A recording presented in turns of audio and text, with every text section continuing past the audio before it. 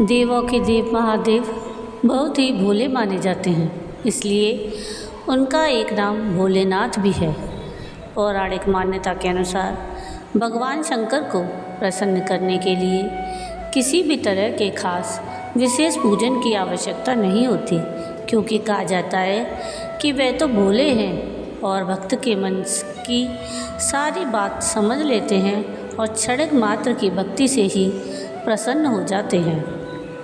सोमवार का व्रत भगवान शिव को समर्पित है, इसलिए इस दिन भगवान शिव की पूजा और व्रत करने का महत्व और ज़्यादा बढ़ जाता है।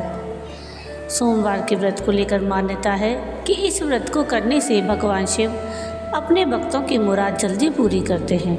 यदि आप सोमवार का व्रत करते हैं तो आपको सोमवार की व्रत कथा का पाठ अवश्य करना चाहिए, क्योंकि इसके बिना आपका व्रत अधूरा माना जाता है। तो आइए जानते हैं सोमवार व्रत की कथा। राधे राधे, विजडम चैनल में आप सबका स्वागत है। तो आइए सुनते हैं सोमवार व्रत की कथा।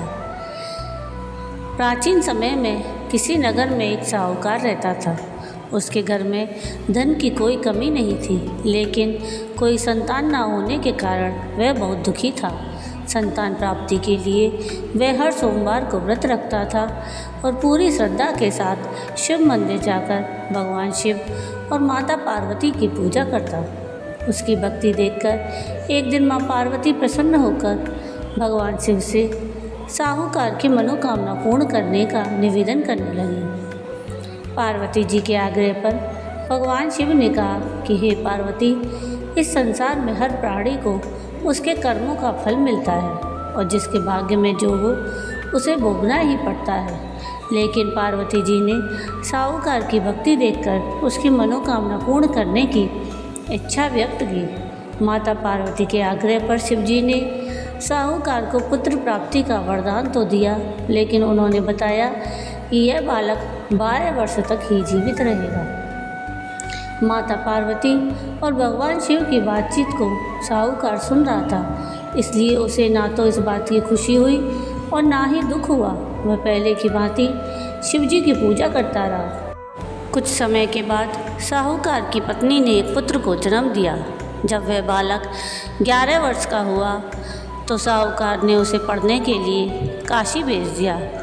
साहूकार ने अपने पुत्र के मामा को बुलाकर उसे बहुत सारा धन देते हुए कहा कि तुम इस बालक को काशी विद्या प्राप्ति के लिए ले जाओ।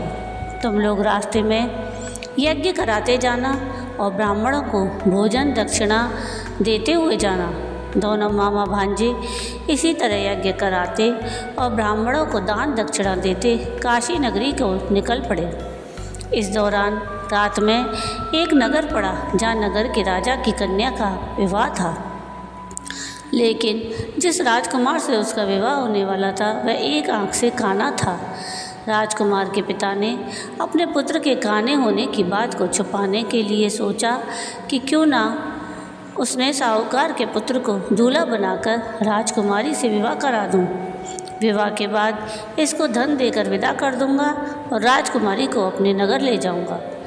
लड़के को दूल्हे के वस्त्र पहनाकर राजकुमारी से विवाह करा दिया गया। साहूकार का पुत्र ईमानदार था, उसे यह बात सही नहीं लगी, इसलिए उसने अवसर पाकर राजकुमारी के दुपट्टे पर लिखा कि तुम्हारा विवाह तो मेरे साथ हुआ है, लेकिन जिस राजकुमार के संग तुम्हें भेजा जाएगा वह एक आंख से काना है। मैं तो काशी पढ़ने जा रहा हूँ। जब राजकुमारी ने चुन्नी पर लिखी बातें पढ़ी तो उसने अपने माता पिता को सारी बात बताई। राजा ने अपनी पुत्री को विदा नहीं किया और फिर बारात वापस चली गई। दूसरी ओर साहूकार का लड़का और उसका मामा काशी पहुँचे। वहाँ जाकर उन्होंने यज्ञ किया। जिस दिन लड़का 12 साल का हुआ उस दिन भी यज्ञ का आयोजन था। लड़के ने अपने मामा से कहा कि मेरी तबीयत कुछ ठीक नहीं है। मामा ने कहा कि तुम अंदर जाकर आराम कर लो। शिवजी के वरदान अनुसार कुछ ही देर में उस बालक के प्राण निकल गए। मृत भांजे को देख उसके मामा ने विलाप करना शुरू किया। संयोगवश उसी समय शिवजी और माता पार्वती उधर से जा रहे थे। माता पार्वती ने भोलेनाथ से कहा कि स्वामी, मुझे इसके रोने का स्वर सहन नहीं हो रहा, आप इस व्यक्ति के कष्ट को अवश्य दूर करें। जब शिवजी मृत बालक के समीप गए तो वह बोले कि यह उसी साहूकार का पुत्र है जिसे मैंने 12 वर्ष की आयु का वरदान दिया था।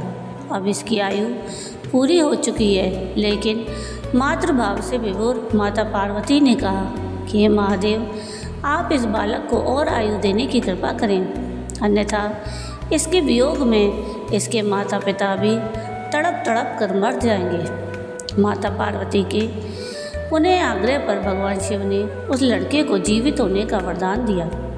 शिव जी की कृपा से वह लड़का जीवित हो गया।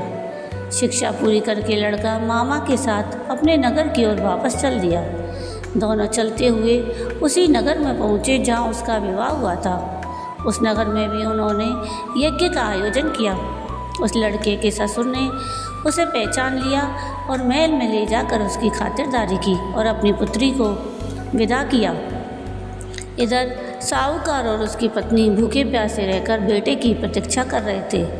उन्होंने प्रण कर रखा था कि यदि उन्हें अपने बेटे की मृत्यु का समाचार मिला तो वह भी अपने प्राण त्याग देंगे, परंतु अपने बेटे के जीवित होने का समाचार पाकर वह बेहद प्रसन्न हुए।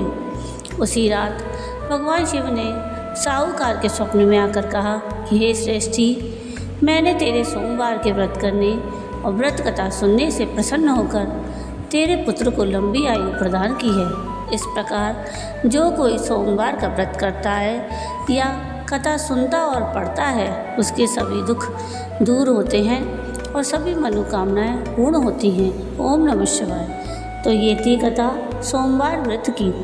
आपको ये कथा कैसी लगी मुझे कमेंट करके ज़रूर बताइएगा, और अगर आपको ये कथा पसंद आई हो तो प्लीज़ इसको लाइक शेयर ज़रूर कीजिएगा और प्लीज़ मेरे चैनल को सब्सक्राइब कीजिएगा और कमेंट में राधे राधे ज़रूर लिखिएगा और नीचे थैंक्स का बटन दबाकर मुझे सहयोग कीजिएगा, जिससे मैं और अच्छी वीडियो आप लोगों के लिए ला सकूँ। वीडियो पूरा देखने के लिए थैंक यू। राधे राधे।